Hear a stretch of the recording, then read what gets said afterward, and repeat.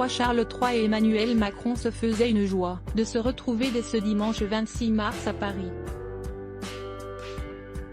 Une visite de 3 jours était prévue pour le souverain britannique et son épouse Camilla Parker Bowles à quelques semaines de son couronnement, honorant la France de son tout premier voyage officiel depuis qu'il a accédé au trône d'Angleterre à la mort d'Élisabeth II en septembre 2022. Mais le beau programme qui l'attendait, Charles III ne pourra pas en profiter tout de suite.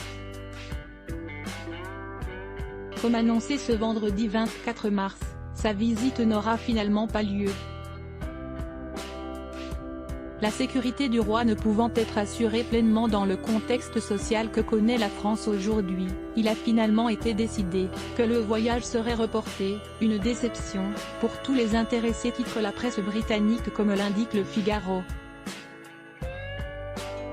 Il faut dire que Charles et Camilla, à l'image d'Emmanuel Macron, étaient en joie à l'idée de ces retrouvailles placées sous le signe de la gourmandise.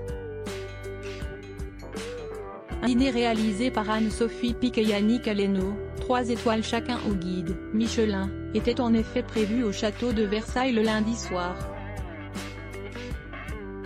On imagine que Charles, en très bon vivant qu'il est certainement très déçu de le manquer.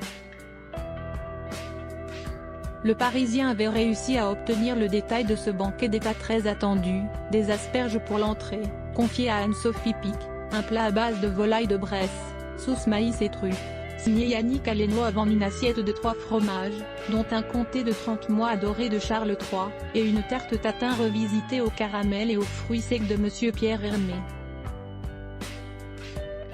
Quoi donner envie à Charles d'envoyer valser jelly et autres puddings d'un revers de main.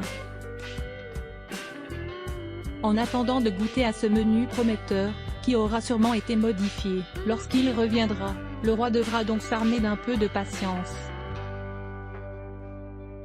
Avant qu'un report ne soit officiellement voté, plusieurs éventualités ont été proposées comme celle d'organiser le repas au palais de l'Élysée plutôt qu'au château de Versailles. Une option pas jugée suffisante pour assurer la tranquillité de Charles III. C'est la raison pour laquelle il a été jugé préférable de ne prendre aucun risque. D'autant plus que le couronnement du 6 mai approche à grands pas. Emmanuel Macron et Charles auront d'ailleurs l'occasion de s'y croiser puisque le président français a été convié à la cérémonie. Invitation à laquelle il a d'ores et déjà répondu présent.